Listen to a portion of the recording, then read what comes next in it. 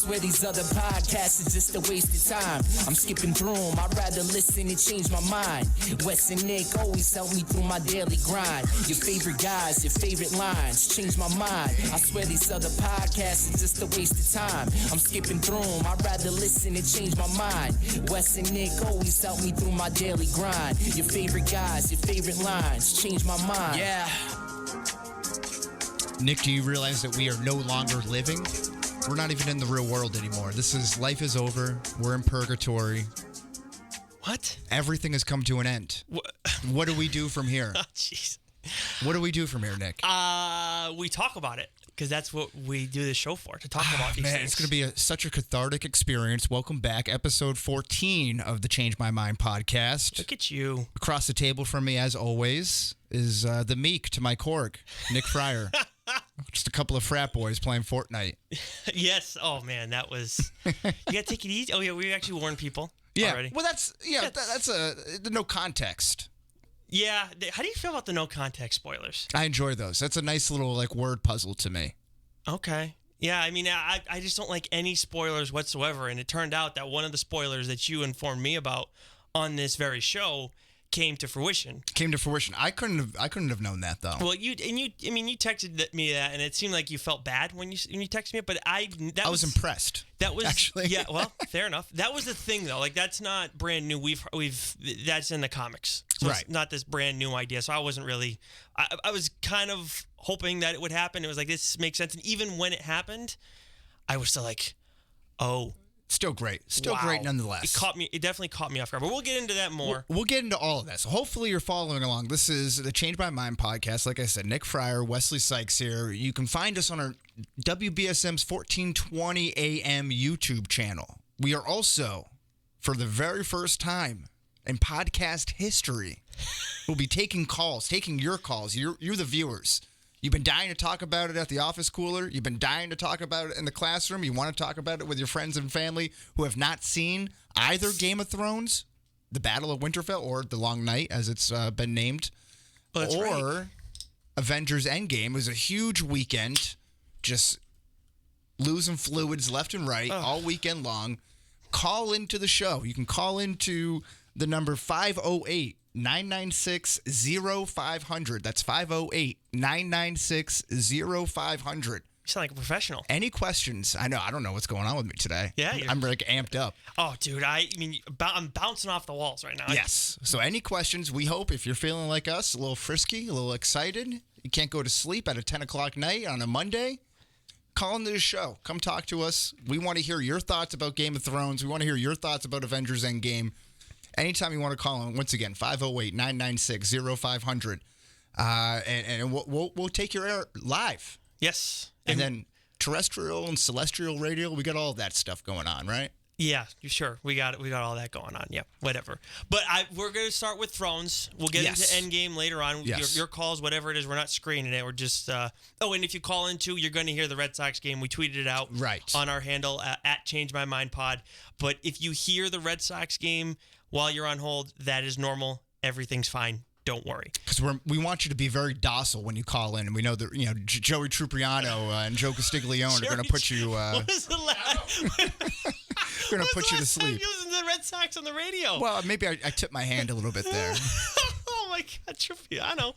That's like 04, 05. Well, He was a legend, though. He was, yeah. That was a good pair. Anyways, we digress. But Thrones, where are we going to start with this? Yes. We'll go very basic. Did it meet your expectations? Yes. And this will be a reoccurring theme. We'll bring this back up for Avengers Endgame. Did it meet your expectations? Yes, I would say it absolutely met my expectations. Mm-hmm. They talked about it being the longest battle in the history of television, and I think recorded film. Yep, I didn't realize that initially. I heard afterwards it was longer than the Battle of Helm's Deep, which I still have a hard time believing that. But I would say the thing is, as much as it's HBO, it's still TV. So I had a different set of expectations going into it. I still, I'm not looking at it the same way that I'm looking at Endgame going into it. Like there should be a different level of quality, and obviously, it's a different time in. But I would history. say that, unlike most TV shows, even like most on premium shows, premium cable shows, this is not foreseen. This is unprecedented ground that we're walking on as far as Game of Thrones goes. And really, the last episodic must-see television show there probably could ever be. Must-see. You're talking about the show in general when you say that? You're saying that episodic, one, yeah. So that one the whole show, but this whole season specifically, everyone's just going Sunday to Sunday now. You know, like that's the bridge to the next week, and you're just waiting to get through Tuesday, Wednesday, Thursday, Friday, Saturday, so you get to the next Game of Thrones episode. And this binge culture that we're in, that's what really, I think, builds it up. And as we talk about Avengers Endgame, we talk about expectations versus reality, and where you have this so much time in between Infinity War and Endgame, Game of Thrones season 7 to season 8, and even the weeks in between those episodes. What do you seek out in between, and does that affect, how you view it? Whether you're going on YouTube and looking at fan theories or listening to podcasts or whatever, Reddit, whatever it is. And does that shape your expectations for it? So I think from my point of view, I think it met expectations, but it didn't exceed it. It was a very tense 120 minutes or whatever it was of television. I thought it was great. A little issue with the color, like a lot of people did. It was tough. It was tough to see at some points. I understand that was probably by design, especially in the beginning when you have the Dothraki coming out there and you have Melisandre coming out in the very beginning of the episode, which were both fantastic, by the way. But yeah, it was tough. The whole flight with the dragons, like I had a tough time figuring out who was who and what's going on with that. I think that was, in part deliberate too, because they're confused the entire time. It's like a POV type of thing, right? Yeah, exactly. But the thing is too, I will say, part of me wishes that I had seen this prior to Endgame, because that definitely affected the viewing process. And honestly, I didn't think about going into it. Yeah, this is probably going to be really dark.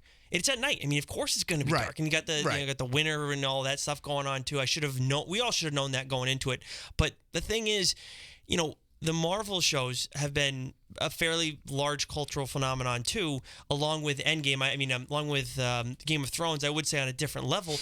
But you would think that they would kind of know going into this that dark doesn't play all that well with the audience. Like people like the dark tone and things like that, but you got to limit how dark it is, because otherwise you have no idea what's going on. You don't know who is who. Yeah. At the same time, just like with the dragons, you are then immersed into this battle where you don't know who's who. Like half the time, I'm thinking, are they killing one of their own guys? Like is that a White Walker? I don't know. Like half the time, it's absolute chaos and pandemonium.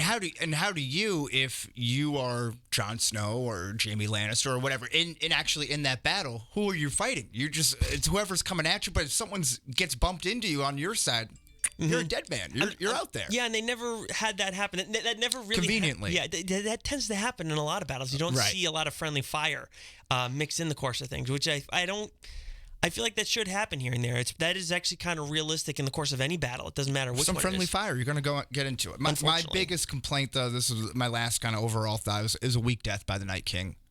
Of the Night King. Yeah, I mean, I like who did it. Sure, right. But it was strange how that whole thing went down. Yeah, because I just wonder how, we'll get into that a little bit more, and I still, what does this mean for the White Walkers and the Night King overall? Like, is this the end of it? Do you get any, cleanup after it? Because I don't think so. I'm still a little cloudy, a little fuzzy on his motives, and what exactly I know he wanted to bring destruction to the world, as we know it. Yeah. But I mean, is that it? And if so, that's kind of weak. Yeah, and for something that's been built up over a 10-year period or whatever, I think he wanted to bring destruction to the world and make it where it's his world. It's the way he wants it to be, where he has all his slaves, he has his. But even then, we're taking Bran's word for it. Do you know what I mean? But it's not Bran; it's the Three-Eyed Raven. Yeah, I understand that. Unbiased, but again, fair. We're not being seen. We're not seeing it. We're being told it. And what's the first rule of journalism, Nick? What? Free sources? That's a good one. Show, don't tell. Oh, okay. Okay, fair. I mean, that was what. How long ago was that we learned that? I don't know. We're in the business, Nick. I don't know. I don't think like that. I just think ask questions always. Don't trust what you see necessarily. Try and figure things out. Maybe I should have said a writer. How's that? Fine. Is that maybe that's too descriptive? We got another journalist. I thought the first rule was a writer writes always. Well, that's a good one too. That's a very obscure. That's a throw mama from the train reference. Oh, right. No, that's on my queue on Netflix. So that's where I actually learned about being a writer. Don't spoil that for me. So. Okay. Well, okay. No, but I'm serious. That's a good one. Writer's right. Always. Yeah, that's where I got that from. Yeah, I like that. It always stuck with me. Okay. I like that one. That's Tim Weisberg, by the way. Yes, he will be weighing the man of the chair. He will be weighing in a lot on Endgame as well. Yes. When we get to that, he's not a Thrones guy though, like we are. What were your major takeaways? Are we talking like can I dig in a little more? Yeah, let's sink our teeth into it. Okay, so we are now. If you haven't, I mean, I feel like Game of Thrones is different. Okay, yeah, you do that on your own time. Okay, you know, Endgame, we've been waiting a year for that. Yeah, different. It's a little different. I would say, well, the biggest takeaway was, Arya. Obviously, she ends up being the one that lays the final blow on the Night King. And was Melisandre, is that the red woman's name? Yep. Okay. Yep, you got it. So when she tells her, you're going to kill a lot of White Walkers, you're saying a lot of people with blue eyes. Right. Blue eyes. It's a callback to Sirio. Mm-hmm. I'm blanking on him. He's the water fighter. You're doing better than I have it written down here. Sirio something. So anyway. when she says Pharrell. that, okay, Sirio Pharrell. So when she says that, I'm thinking, all right, she's gonna go, and I thought initially she was somehow gonna take on the face of a White Walker and then sneak her way in. We didn't see that. We just saw her. I think that's supposed to be presumed. Okay, so that's what happened. But I didn't pick that up on first watch because if that was so easy, why are we waiting? Like, why are we waiting for this? Why didn't you just come up and stab him in the back the whole time? Yeah, maybe she just didn't think that it was possible. I don't know. Maybe she was afraid. I mean, anybody. Do you know what I mean? Like, why didn't, I don't know, Jon Snow do that last season or any time that he's come in contact with the Night King? Well, Jon Snow couldn't do it. Like, well, the thing is that Arya could sneak up. Like, what I'm talking about is, how she took on the face of. I know what you're talking about. The Freys, right? Yeah. She took on was Walter Frey. She took on his face. So I'm saying she took on a. No, I understand. Okay, but Jon Snow doesn't know how to do that. He can't. None of them can do that. Why can't you sneak up on some? Why can't you devise a plan? Like, and also, what's with the White Walker? They can't tell. So when someone has a mask on, that's like these are supposed to be otherworldly creatures. That's the thing. These are. I'll have unanswerable questions and stuff like that to clean up with some of that stuff. But more takeaways. Well, you were right about the Starks in the tomb. By the way, they were risen from the dead. He took way too long to do that. I was sitting there halfway through because I was checking my phone a lot to see how much time do I have? How much time do I have left? He took a long time to raise the dead. I was thinking he was going to do that at least 15 minutes prior to doing that. But he waited a good amount of time and definitely, I mean, obviously didn't work out in the end, but it was definitely like a fairly decent timing on his part. But when it came to Arya, that whole scene in the library was like a total horror scene. Awesome, amazing. Yeah, switch. Very nice. And then you have the Hound and Beric Dondarrion coming in there. Like I thought that was great. I thought both of them kind of working to save Arya was a nice little tie in there. I love the redemption arc for Theon Greyjoy. Yes, he's been someone who's received a lot of shit over the years. Rightfully so, but I've kind of been more pro Theon than anti Theon on this, so I'm happy he kind of came out full circle. I'm also kind of weirded out that they, Theon and Bran just have this look, and all Bran says is thank you, and I understand that, but I was like, you know what you have to do now. Now go die for me. I don't think it was so much that. I think you were saying like you're going to defend me, and there's nothing, and I want you to know that I appreciate it. Pretty weak attempt by Theon too. That was a little odd. I mean, like I just charge and then just snap the bow, bam, get out of there. I mean, the whole thing is, if you listen to the post credit like talk from the directors or whoever it was, they were saying how he knows he has no shot, so he's just gonna go for it. Right. But I mean, if you're gonna go for it, aren't you gonna try and go for it in a decent way? You just want it to end quickly. I mean, I don't know. Right. Yeah. I mean, I guess we'll never hear from him. Yes. What the thought was behind that, right? Yeah, it was just anytime a guy goes in charging like that, it just seems like against an overpowering opponent, it never works out. Never works out, no. Because then you just use the force against them. You never see a spear, like, it never ends well for people who are trying to use a spear, other than Arya. She was phenomenal.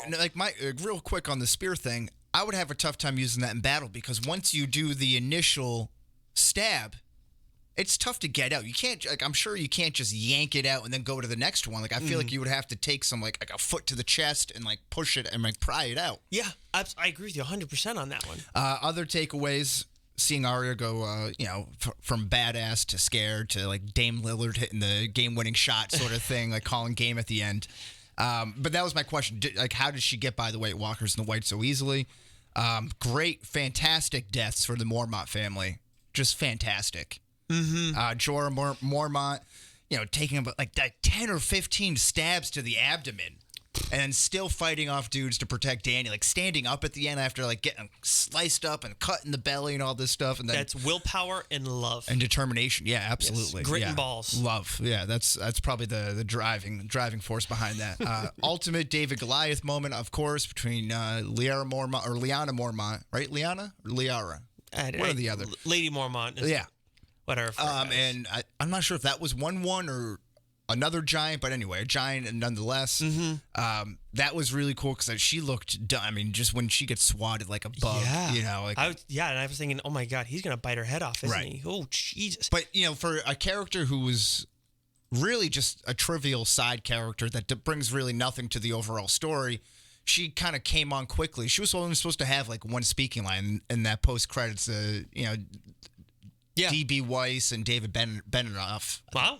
I think those are the showrunners there. But anyway, they were saying she was only supposed to be in there for one line in one episode, and she was such a force that they kept bringing her back. So to give her like a nice send-off, I thought that was cool. And obviously Jorah's meant so much to the book readers and the movie or the show watchers and all that.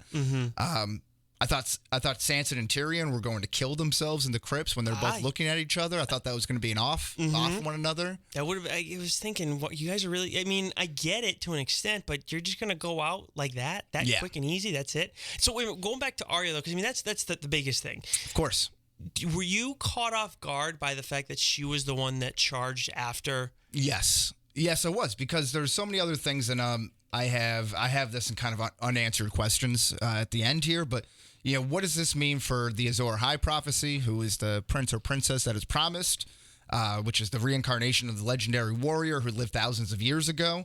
Melisandre has said to Arya that she sees many eyes, brown, blue, green, closed, and shut eyes. And those are things that are calling back to Syrio Forel, to Jaqen Hagar, who is the faceless man. That's it.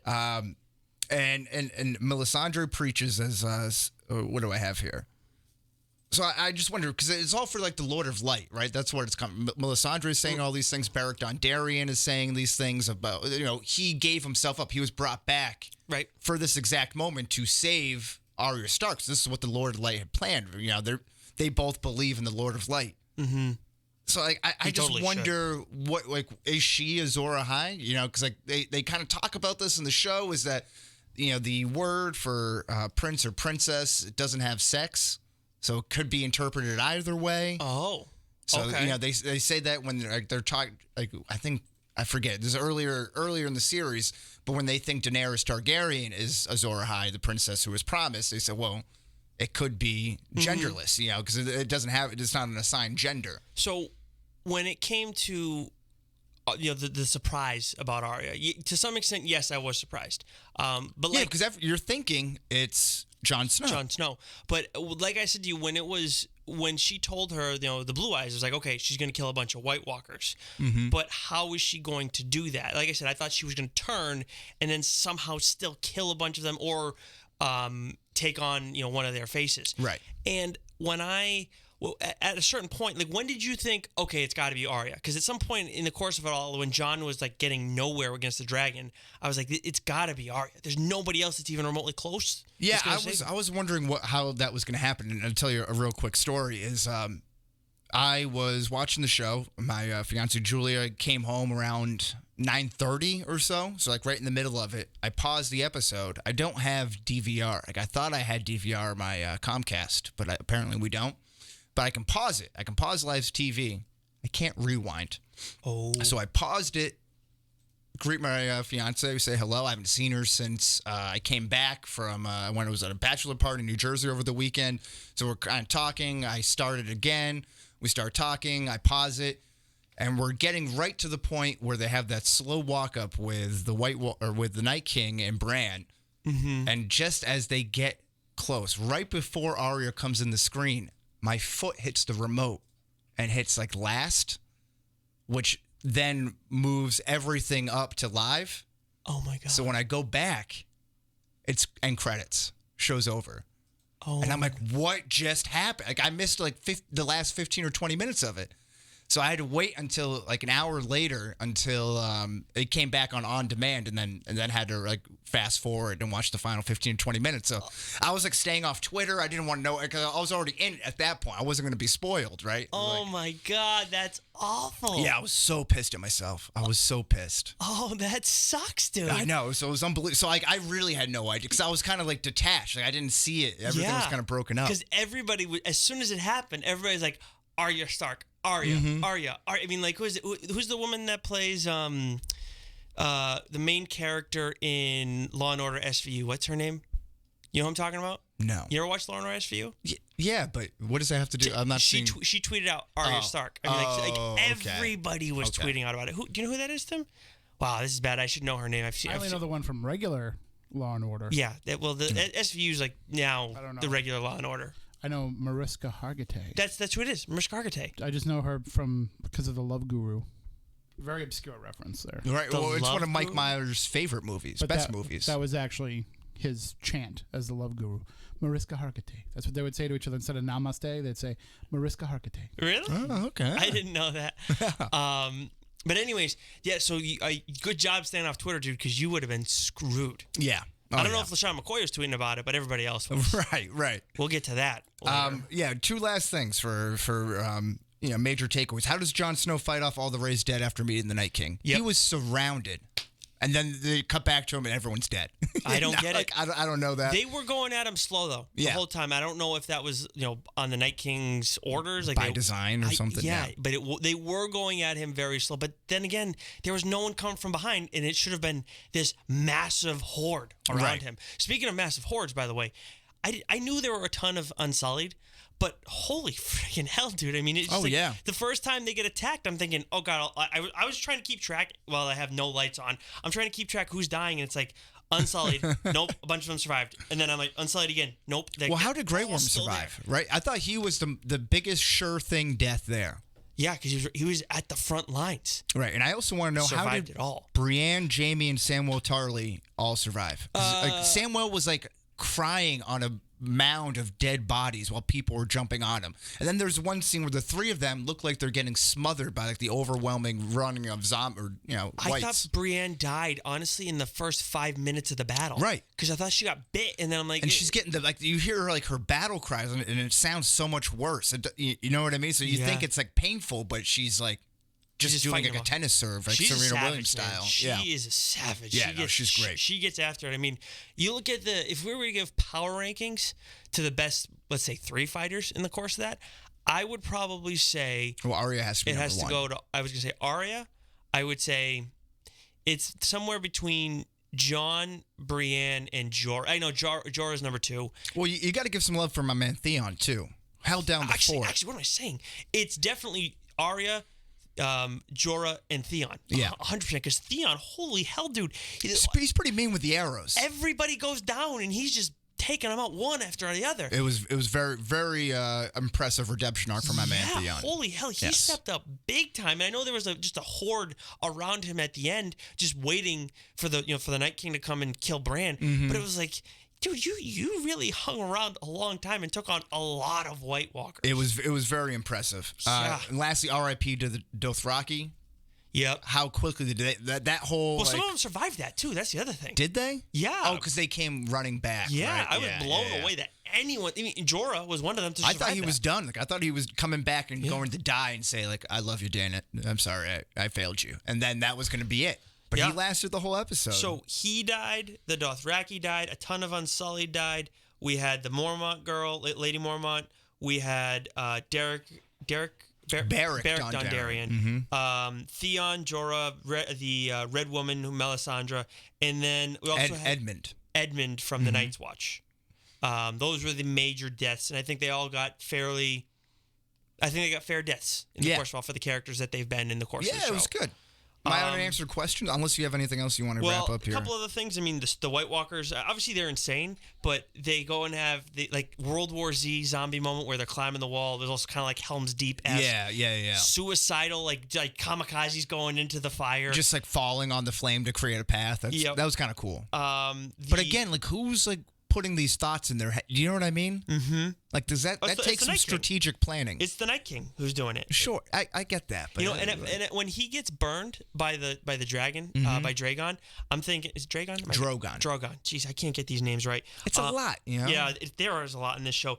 When he gets burned and then nothing happens, I'm thinking, wait a minute.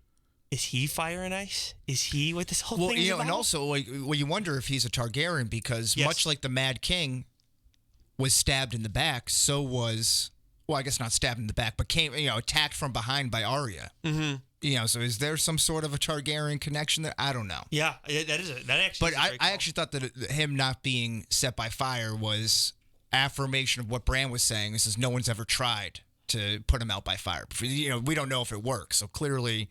Yeah, that's true. That works. And then the last thing was the snowstorm. You brought it up in the course of talking about the dragons and stuff. And I saw on Twitter people like, oh, they should have been planning for that. A lot of the whole battle plan was crap. Like they had no idea what they were doing. It kind of was. Like Jon Snow, not a good tactician. For what you're dealing with, yeah, there were a lot of flaws. But the one thing that I'm not going to go and say was a terrible flaw was not accounting for the snow. How did you know? I know he, to some extent, can affect the weather and stuff. Yeah. But there was no way that you could account to put out the fire, the dragon fire. That's what I thought was impressive. Wait a minute. What? When the wind came, it put out all the dragon fire. Like the dragon fire immediately went out. Yes. That you couldn't account for that. I had no idea that was going to happen. Yeah, that's what I mean. None of us did. Yeah, so yes, you're right. I just don't understand the outrage that I saw on Twitter. It's like, well, they did a terrible job not planning for that, that snowstorm. It's like, how the frig did we know that was coming? Everyone's a critic these days. For real. Well, speaking of critics, can I just ask a quick question? Yes. Did the darkness of the episode bother you at all? Because it's all they were talking about here. Yeah. Today. Yeah, it did to some extent. I understand it's necessary to a point. Yeah, but it's a little much. We still can get the idea without having to squint or worry if my picture's wrong on my television. You know what I mean? Yeah, but I appreciate it. Like I said, I appreciate it to some extent too because you're in the chaos and you're kind of really trying to lock in and be like, who was that? Wait, what's going on? What's happening here? Like you don't have so many moments where you're questioning what's going on. And like you said, we thought Brienne died 2 or 3 times. Jamie, I thought Pod died too. Yeah, I barely even saw him like the whole time. Yeah, like I just saw him like quick glimpses of him. Yeah. So actually, when you said it was Sam, Jamie, and Brienne getting swarmed, I think it was actually Pod who was getting swarmed up against the wall. See, okay, so it could have been. But I can understand how you confused the two in the course of that battle. Other than the fact that Sam is fairly inept with his knives. I know he lived, but still he's part of why Ed died. His hands were shaking. You don't want him to be like the fact that he was able to chop the grayscale off Jorah. Like he has really shaky hands. So before we get into Endgame, who do you think you would be in that fight? I have some unanswered questions. Oh, sorry. No disrespect to that question. Major ones. What was Bran doing that whole time? And what's his purpose now? Oh, dude, that's right. What was he doing with the Ravens? Right. I thought he was going to bring some help or something. It was worthless. That's a great point. Where are the dragons? What was the point of the White Walkers, really? Does this close the door on that storyline? Are you satisfied with the White Walkers overall? Like, I thought that was kind of lame. If this is the end of it. Bran needs to tell us some more. Right. That's what we really need. And I think next episode we'll get some of that because it's going to be a reset episode for sure. Now, this is kind of clearing up a little bit of what I had about Arya being the prince who was promised. Is Jack and Hagar, Syrio, Pharrell, Melisandre all the same person as the faceless man / many-faced god? Because there's a lot of overlap with like similar phrasing that they used to kind of call back from prior seasons. Is what did we say to the gods of death? Not today. That was from Syrio Pharrell way back like when Ned Stark was still alive. And that's what Melisandre says to Arya later on. And then she says there is only one god, and that's the god of death. So that's what Jaqen and Nahar kind of says. And then this is the girl knows his name. So it's like a lot of like the similar type things there. So like I just wonder if those people can just like are they all seeing, or are they all the same person? Or I would say all seeing. You know what I mean? Like I don't know. I get what you're saying. I would probably lean towards all seeing in the course of that. Yeah. But and I guess that's an easy fix, right? Yeah, but the biggest unanswered question that you're talking about, I mean, it's the Arya thing, right? And then I get the feeling we will get a glimpse into what happened because someone's going to ask her, "How did you do it?" Right, and there's also the conversation in the prior episode between Tyrion and Bran that we didn't see. You know, like what's going on? Tell me what's up with you, Bran. You know, we got all this time here before the battle happens, but it happens off screen. So like maybe there's a callback to that. Like I just wonder what Bran's role is other than to now legitimize Jon Snow as the son of Rhaegar Targaryen and Lyanna Stark. I think the people running the show have earned the benefit of the doubt that we know they're going to give us. I know they're going to give us some of the answers that we need. If they don't, then it's going to be. It will be, I would say, somewhat of a disappointment. Yeah. But I have faith that we're going to get answers about who the White Walkers were, more so why the Night King's doing what he's doing, what the frig was Bran doing with the Ravens, right? And now, how do you follow this up? You reset things and tell us what's going on. You have to give me a very big like fan service type stuff over these last 3 episodes if Cersei's going to be the big bad. Yeah. Do you know what I mean? Like, that's a serious drop off from the Night King, in my opinion. Yeah, I think that's pretty fair. I mean, but it's going to be a tough fight. I know you still got the dragons, but it's going to be a tough fight because the numbers are not. At what level? You know, 50% of a dragon. Well, Drogon's, I think, fine. Well, yeah, but he took some tough lumps carrying all those zombies, you know, and then Rhaegar got hit by. How dumb are you, Danny? Come on. Yeah. That was honestly, that might have been the dumbest move in the entire. Just like thing. landing the dragon, hanging around for a minute. Just hang around for a minute. Yeah. We're not in a sea of zombies or anything like that. Not a big deal. Yeah. Any last takes on Game of Thrones before we shift gears? Just that question I had before was, who do you think you would have been if you were inserted into that fight? And I know that's not an easy question because obviously you have who you want to think you'd be and then who you think you'd actually be. I'd probably be Tyrion. Just getting drunk down in the crypts, talking a big game like I could do something if I was up there, but knowing damn well that I wouldn't actually step foot out there. I think that's okay. Yeah. That's probably accurate. I mean, I don't want to necessarily go. I mean, if you believe that, then yeah, sure. Then it's probably accurate. I think that I would probably end up being either Ed from the Night's Watch, trying to help a friend out, and then you get shanked in the back, or maybe why do I keep Beric Dondarrion, where again you're trying to help someone out, you're trying to get someone else to wake up instead of worrying about your own ass, right? And then you end up getting shanked like 15,000 times and then in the form of our Lord Savior Jesus Christ. Yes, a little symbolism there for sure. And I think showing that with him all things are possible. So jot that down real quick. Yeah. Okay, I think that's it. I think I feel good pretty much about that. We did that in about 30 minutes. I feel very impressed about that. Yes. Now into the main course here. Avengers Endgame, currently sitting at a 9.1 on IMDb. 350 million approximately domestic in the opening weekend, which is 93 million more than the opening weekend of Infinity War. I thought it broke the billion mark. Worldwide. Worldwide, okay. So I was getting to that. And let me pay off the tease here. My bad. 866 million foreign to go 1.2 billion worldwide. Command 90% of the weekend box office sales domestically. Oh. And set 21 records in the process, including highest grossing Thursday premiere, widest released, the largest Friday and opening day ever, the largest Saturday and the largest Sunday, and the fastest at 350 million domestically, which took 3 days. Wow. Very impressive. Jeez. Very, very impressive. Did you like it? I loved it. You loved it? I loved it. Did it meet, surpass, or surpass. Go under your expectations? Surpass. Under. Come on. How about you? Did you like it? I did like it. Did it meet, surpass, or underperform? It minimally exceeded my expectations. Minimally? That's not a slight on it. This is coming in with 1 year of expectations where I've read a lot of Reddit. I've watched a lot of YouTube. I've consumed a lot of podcasts with people pontificating about this. Mm-hmm. It could have gone in a million different directions. I thought they did a fantastic job with the huge obstacle that was sitting in front of them. This was a very tough movie to kind of navigate. I thought they did a fantastic job at that. But it's not without its flaws. And personally, I thought I left Infinity War more jazzed up than Endgame. Really? Yeah. You know what? And that's not a slight on Endgame. Like, I don't want this to be, like, because I have a lot of points here that bother me. And I want this to be, like, abundantly clear. I love the movie. The things that bother me about the movie don't outweigh how much I enjoyed it. Mm-hmm. But it's not without its flaws. Did you think Infinity War had as many flaws, less flaws, similar number? Can you recall? Well, this is only a minor spoiler. The time travel. Really kind of. If you get hung up on that, it could be a whole lot more flaws. If you choose to get hung up on that, I'll debate that that's not a flaw.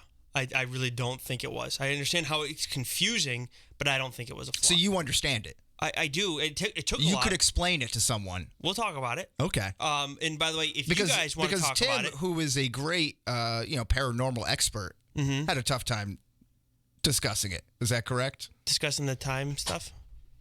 Listen, time travel movies always tend to have some sort of hole in them somewhere that you can pick apart. Mm-hmm. But this one just left me kind of scratching my head. And I know repeat viewing will probably help clear up some of those. Absolutely. And also, like, reading recappers and people who theorize all this stuff will help. But there's a lot of weird things. I'm surprised that you're as confused about it as opposed to even myself. Because if you consider what goes on in the comics, it makes sense. It makes more sense knowing some of those things that go on, like what else is they're dealing with. And if you guys want to talk about it, try and clear things up, give your opinions, whatever. 508-996-0500. The Captain America thing is the biggest thing for me. And we'll get into that a little bit later. Okay. We'll dive a little deeper into it, but I see your point on that. That's the thing that's sticking in my head the most. That is actually, that's a very good point. The little small stuff that will come up. Honestly, whatever. But everything outside of that one, I get that. There's another big one too, which we'll get into. But okay. Yeah, I also think. Yeah, I think. So I'm sorry, but did you think that it had more? Did Infinity War have less issues? Than that comes to mind. Okay. Yeah, just kind of picking apart what I can remember off the top of my head. I feel like I had less of an issue with Infinity War. Do you think that part of the reason that you feel that way though too is because we went into Infinity War expecting this big thing, and we got this monumental, crazy, gargantuan thing that raised the bar, and this movie had to meet that. Right, it's tough to follow it up, right? Because you had nothing like that before, and then 1 year later, you have to better that, and as opposed to an 11-year period where you're slowly building up to that point. Exactly. Right? Yeah. So I'm curious if that had that. You think it could be? Yeah, that could be a part of it. Yeah. For me, I look at this and say, because they're two different movies too. Yeah, as much as it's a continuation, they're very different tones and. Oh yeah, totally. But honestly, Wes, I really think. Can we give our grades right now? Yeah. I never give perfect scores. When it comes to all this stuff, I give high grades generally speaking. More so when it comes to like the books versus the movies. But I think in the course of all my reviews and gradings and things like that over the past year or so, I've given one thing a perfect score, and you'll disagree with me on it, but it was Billy Russo's performance in The Punisher. I know you. Okay, so now all credibility immediately goes out the window. I know you didn't like that. But I've never. That's the only perfect score you've given in your entire life. No, I would say of ranking anything. Since I've tried to be more critical, no. In the course of my life, yeah, but I've tried to look at it with a little bit more of a critical eye. I see. Okay. In trying to be more since you objective. started reviewing things for comic books and kind of taking more of a serious approach to it. Exactly. Yeah. Okay. But I generally have a higher grading when it comes to books and things like that, just because I don't know. I feel like they're all fun. I have a hard time finding stuff that's bad. Spawn kills everyone too. Yeesh, that's brutal. But anyways, my point is though. With this, I haven't given a perfect score on a movie. I haven't. I think Avengers: Infinity War, I gave it a 9.4 or a 94. I honestly give this 100. 100 points. So that's no issues with it whatsoever. Nothing wrong with it whatsoever. I have no issues. I had fun. I cried. I was nervous. You're a regular Jim Valvano, right? I was confused. Spent some time in thought. You had to laugh. You had to cry. That's a full day. It was everything, man. I mean, I'm telling you, I saw Infinity War and it was like damn, like everybody died. But after this, They didn't really die though. Well, either way, I'm going through it and I'm just like, what just happened after Endgame? I'm just like, what just happened? Like it seriously affected my Thrones viewing experience, which I don't like. And I told you before the show, I don't think I've said it yet in the course of recording. I sat after watching Thrones in on my couch for 25 minutes, like still thinking about Endgame and thinking about Thrones, and I'm just like, this is way too much for one weekend. It's a lot. I love it all. It's a whole lot. It's great. But I gave it a 9.3. What do you give? 9.4. Infinity War. I don't know. It was. You can't recall what you would give it? I don't know. I give it a 9.5. Okay. 9.6. So this is the second best movie in the MCU in your book. Yeah. I think it's a great, listen, like I said, as much as I feel like I'm going to have to play the bad cop here in this because you just gave away your perfect score here, because the movie's not without its flaws, and you come into a movie with such high expectations. Listen, there were things that I were expecting in here. Were there going to be multiple villains? Were there going to be people coming out from other parts of the MCU, the Marvel Universe, comic book world? Were they going to be introduced? Right. I don't know. Like these are questions in here that I was wondering. Is there going to be another hero introduced to set up maybe the first line of Phase 4? Well, we knew we couldn't get X-Men and stuff like that. That was. I don't know. I didn't know that. Okay. Well, that was reported that they could not be. No, but Wes, you made a point earlier before the show where you said you were expecting like a nod to that at least. Right. Yeah. Like, I think that's fair. There was a nod. Was there? I'll tell you the nod when we get. Can we in spoilers now? Yeah, let's get there. Okay, we are starting spoilers now, everybody. If you're listening to the audio version of this, or if you're watching the video in the, pod YouTube form or whatever, we are now spoiling Avengers Endgame. If you have not watched it yet, please stop, pause it, come back later once you've watched it. We do not want to ruin this for you guys. We are not LaShawn McCoy, that scumbag who goes and tweets about, now we're in spoilers, Tony Stark dying on Twitter to all his followers, and then does it a second time, and then he does it a third time like 6 hours later with a video with his kid. That dude, I have no time for. So shady.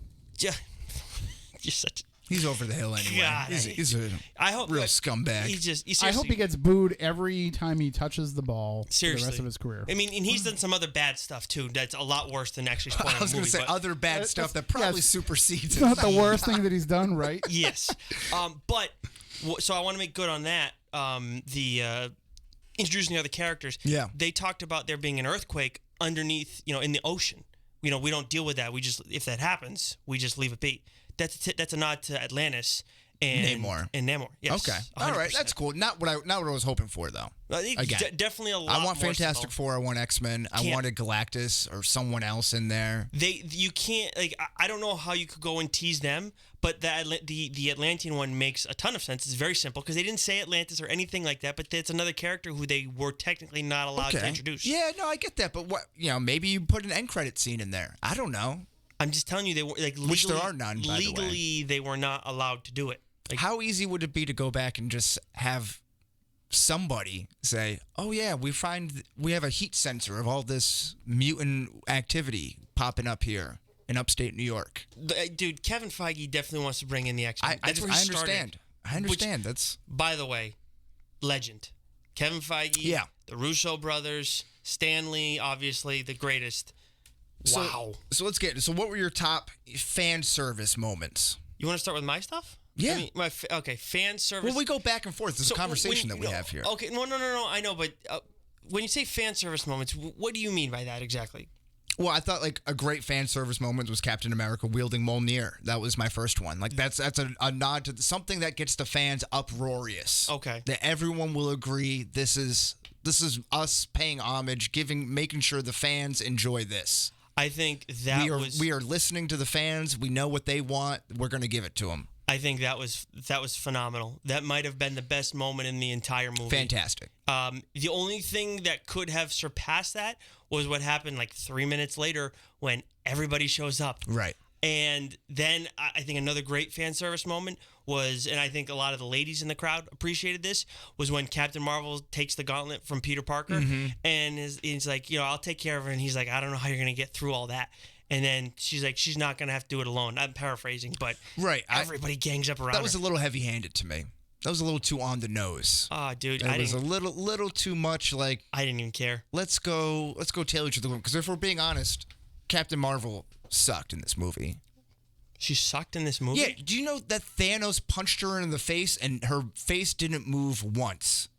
She just took a shot to the... And just completely tone deaf the whole time. Has no tone. She's just one monotone person the whole time, even-keeled. It comes out with a Hillary Clinton haircut. No, thank you. Leave politics outside of my movie. That's Not a fan of the haircut, but I like the look. I like the face. I'm not a fan of the haircut of Captain Marvel in Endgame. Okay, but the haircut thing is not a Hillary Clinton thing. Are you sure? That's in the books, dude. But is it though? Yes. I don't know. He's asking if it is when it's like factually it is. Yeah. That's what's so funny about this. Yeah. She has that short of a haircut, that specific I just style think of haircut. it was unnecessary at That this point style. in the movies. Did she have to have it at It's that not point? to the books. I mean, they do that stuff all the time. Yeah, but that was unnecessary. I felt like that was a distracting thing for people more so than it was a fan service thing. And then the whole world is crumbling, and she has all these universes to save, but she has a time to stop over at the hair salon, get a quick perm, and pop be a out. Captain Marvel maybe get too. some color in it. That's a fair point. It was a 5-year difference. What's that? There was a 5-year difference. This is true. A 5-year difference? There might have been a point in time during that 5-year difference where a 5-year. I'm sorry, I really didn't hear that. I'm sorry.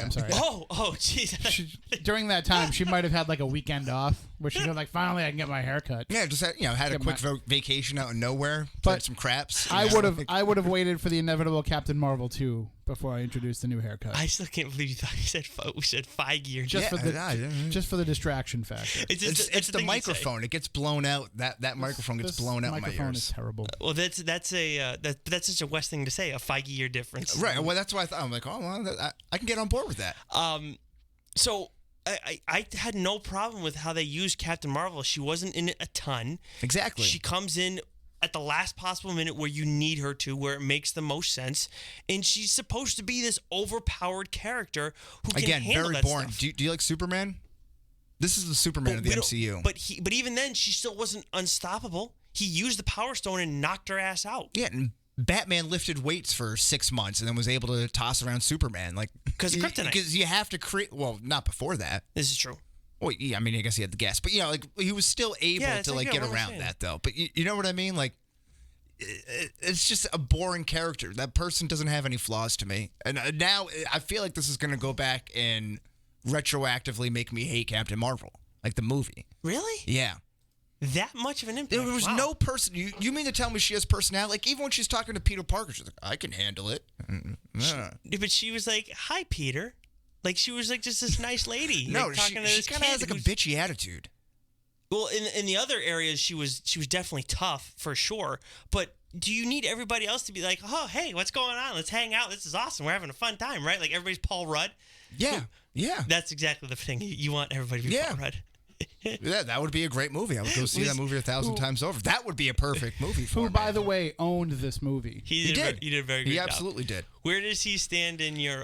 we got some fan service moments here. We're getting off the rails here. So Iron Man getting back in time to have a conversation with his father, then wielding the Infinity Gauntlet. Great fan service moment. I love that. Again, how their ability to tie in all the movies, even minuscule ones like Ant-Man and the Wasp, which you think is a self-contained type of movie.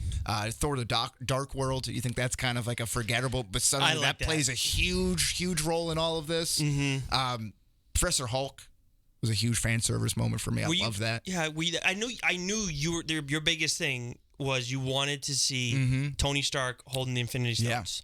Yeah. Was Hulk the next biggest thing for you? You wanted Professor Hulk? Yeah, that wasn't a big thing for me. I thought they did a good job at that though. I love the CGI on that. I love the combination of the two. Yeah, I thought that scene with Paul Rudd, the actor, was great. Oh, Mark Ruffalo. Yeah. This was his best job, period.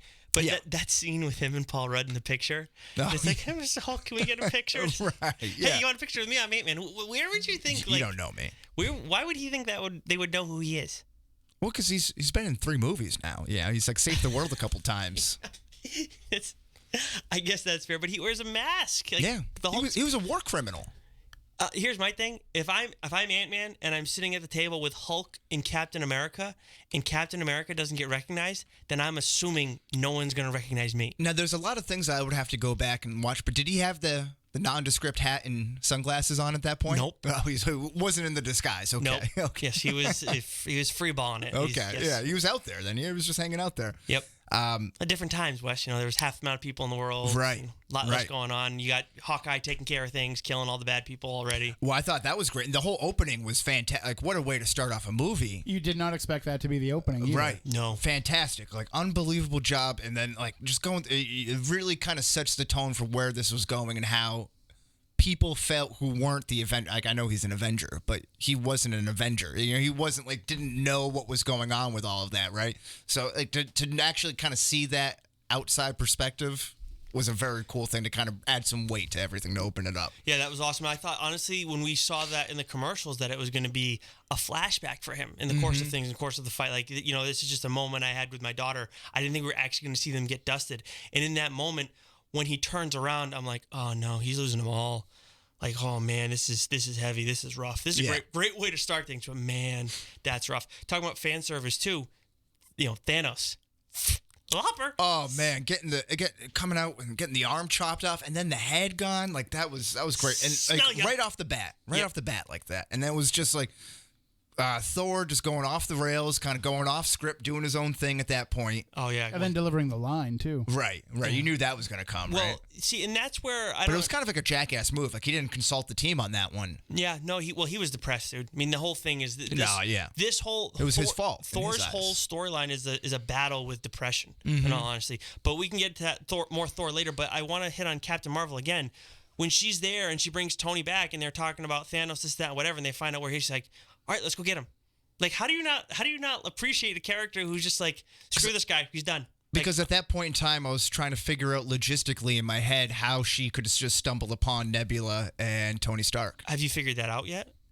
Because at the end of Captain Marvel, when she came back, that was before Endgame and all that stuff went down. So that was in the 5-year later period. Not 5-year later period. That was before she went and picked up Tony. She came back in response to the beeper. Okay. And then she was able to go get Tony afterwards. Do you understand? Did they show that at all? That's what happened. How do we know? I was listening to another podcast where they would be in the know and explain. I think it was the Robbie Fox Barstool, or maybe it was. But if you have to be in the know to understand it, then why does it even exist? Exactly. Like if the common fan isn't going to pick up on that, if the common viewer isn't going to pick up on that, then it's a plot hole. How is it? But it. Because Nick, let me ask, did you know that in the movie? No, I did not. So then how were you criticizing me for that? Well, I wasn't. No, I know what you're saying. I wasn't trying to criticize you when I said that. I was like trying to ask if you knew when had figured it out. Right. No, I didn't figure it out on my own either.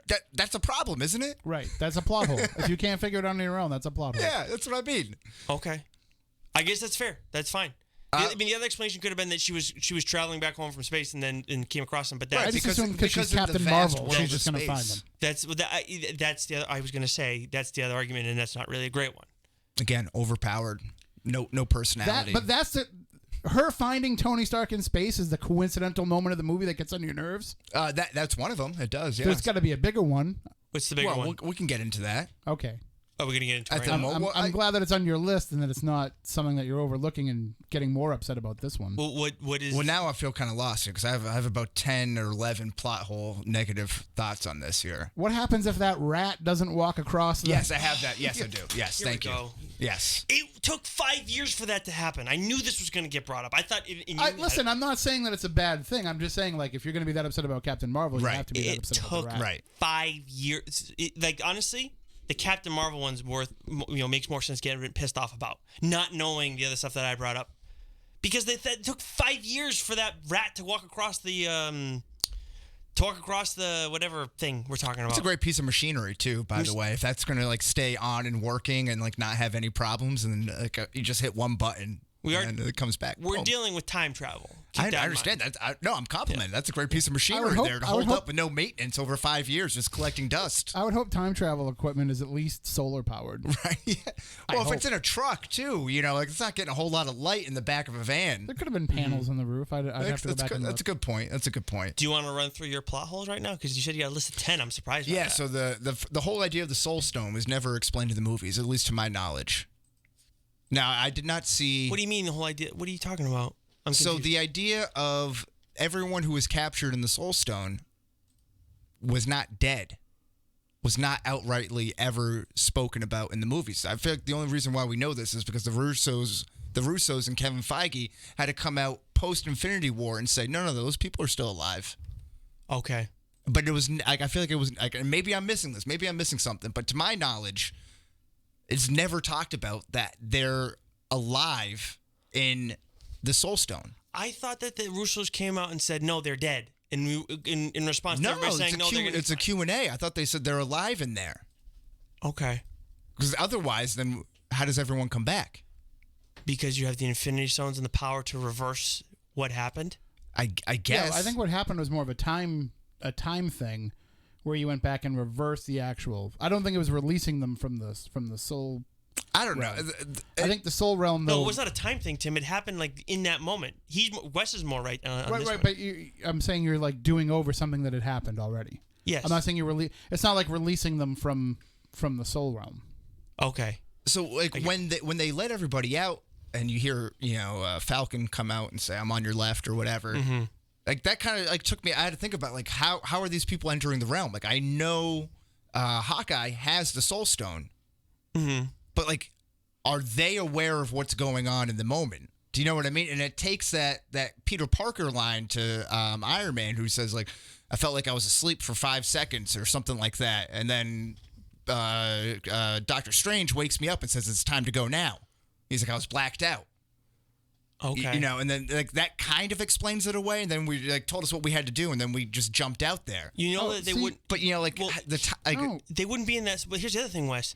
That Soul Stone that they were quote trapped in is gone. Thanos got rid of it. The Soul Stone that Hawkeye used is from a different time. So where are all those people? I don't think they were in the Soul Stone. I think they just ceased to exist. Yeah. They just ceased to exist, and then when they reversed the snap, then they just existed again. Okay. And then I think what happened is what we didn't see happen is that they all just came back into existence somewhere. Yep. And then Doctor Strange gathered them all up because they were all coming through Doctor Strange's portals when they arrived at the battle. What about the villains? Presumably half of life as we know it was all snapped, including the bad people. Mm-hmm. Where did all the villains come from? Where did all the villains come from? Those were all the Thanos had left, I guess. Ebony, the ones that showed up for the battle. Sorry, those came from his time. No, yeah, but from 2014 to 2023, which is the time that the movie takes place. Yeah. He wasn't like was his army always that big? Is my question. I guess it was. I think so. Yes. Do you know what I mean? I don't think that's. I don't he think didn't that's lose all those guys. You know what I mean? Yeah, because that's Thanos and from also 2014. If you're Thanos and you're saying I'm going to wipe out half of existence, they're like you're going to kind of intend to not wipe out. Your but he friends was and like people that doing you need. nothing with them. The whole he was like completely isolated from them. He was going after planets still. He wasn't doing but it in after the way but I mean after the initial snap, he wasn't doing anything. He was retired. Right. Right, so like he ostracized himself from the rest. Right, like he wasn't leading the army. But remember, Wes, this Thanos that you're talking about, you said he's from 2014. Right. So that's all his Black Order's still alive. Yeah, I feel like we're having two different conversations right now. Like I feel like you're set a point and you have a point. Now I'm like losing what's being said right here. Okay. Do you know what I mean? Like, so what are you saying right? What are you talking about right now? What I'm talking about is the Soul Stone. Like, how do those people know when to come out? Like, do they just come back? Like, that's what I want to know. I don't. What I'm saying, and I think you are saying the same thing, is they didn't come out. They were gone. They dust. Weren't in the Soul Stone. They were not in the Soul Stone. I thought they were trapped in the Soul Stone. That was my impression. I think the coming people into that get trapped in the Soul Stone are the ones that sacrifice themselves to get the Soul Stone. No, those people are dead. I don't think so. Those people are dead. Well, they may be dead, but their Gamora souls and trapped Black there. Widow.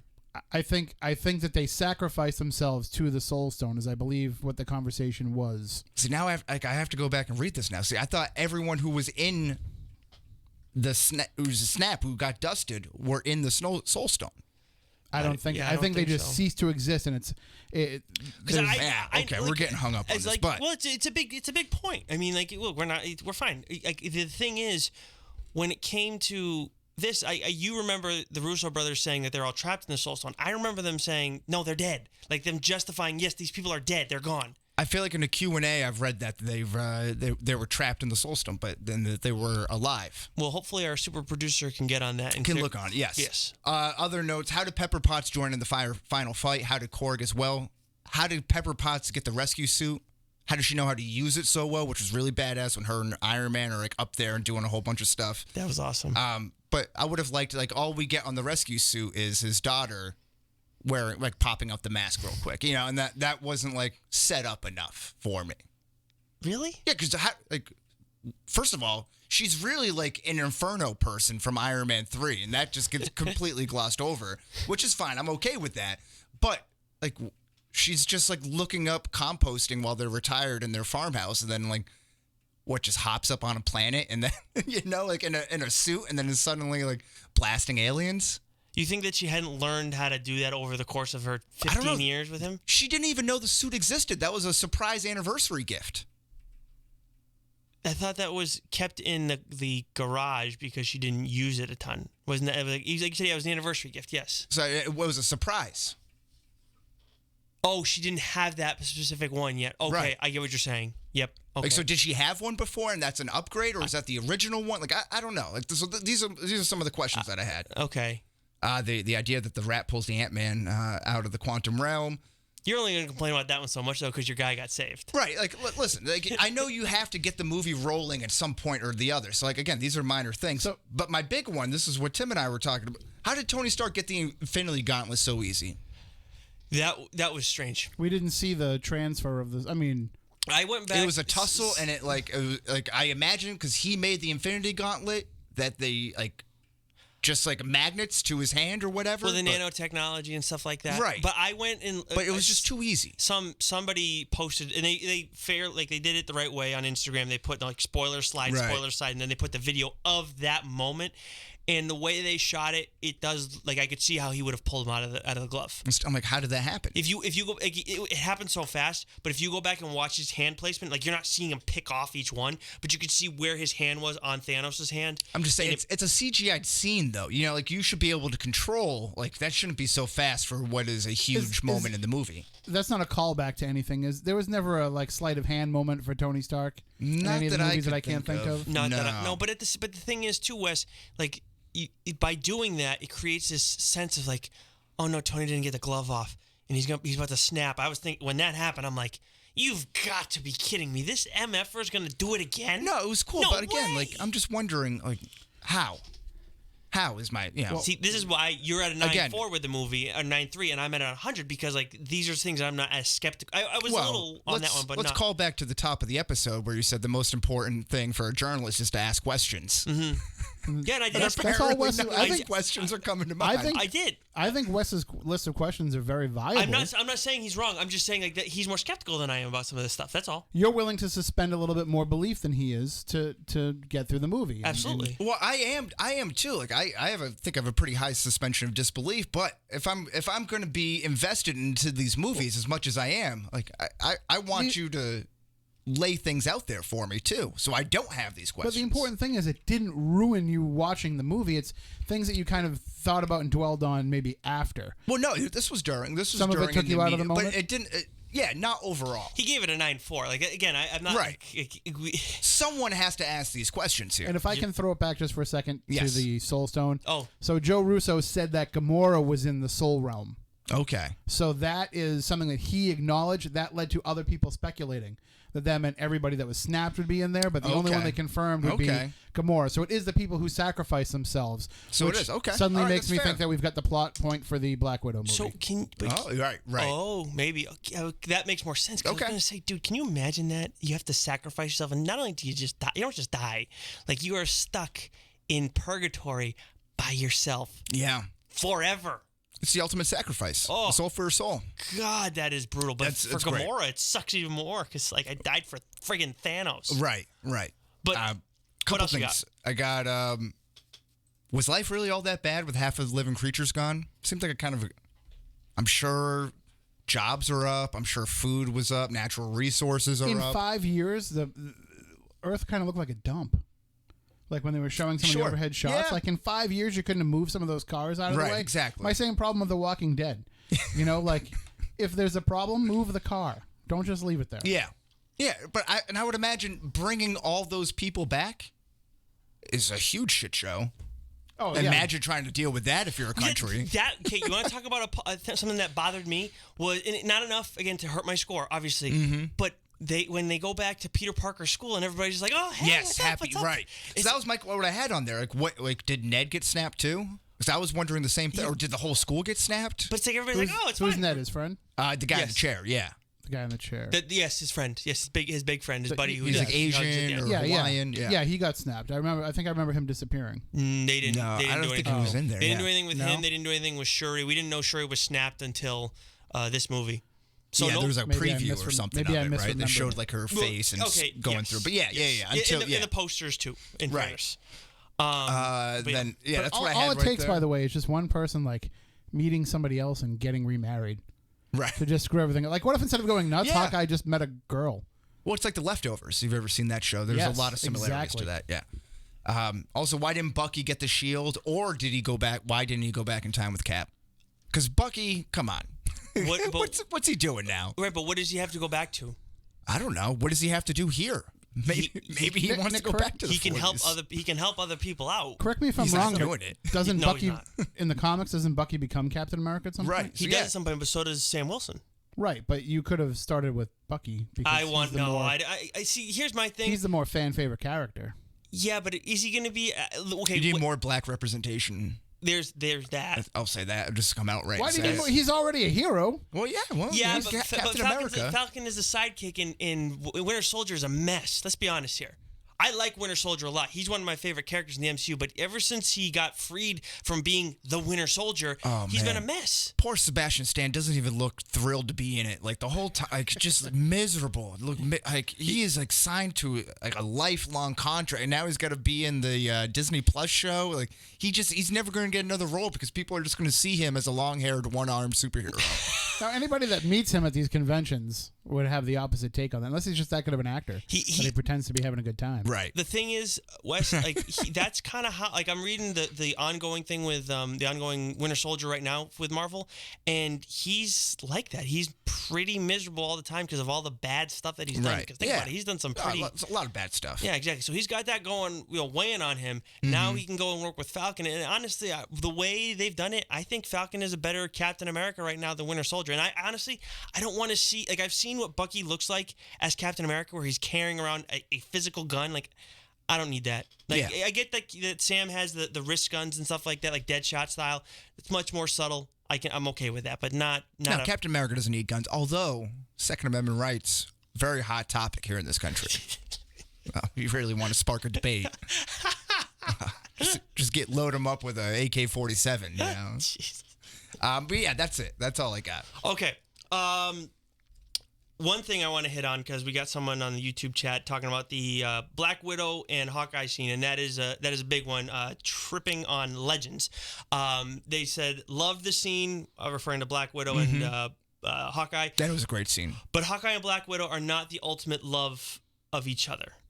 Okay, But it's a friendship love, though. It's a very deep friendship love. Absolutely. 100%. And who knows what could have happened before Lita Cardellini got in the fold. You know, maybe there was a mission that got laid up and you're in a hotel room and... Budapest. Right, you have some... Well, and they kind of have that. some Russian vodka, I don't know. They all have that feeling toward her. You know, Bruce has it.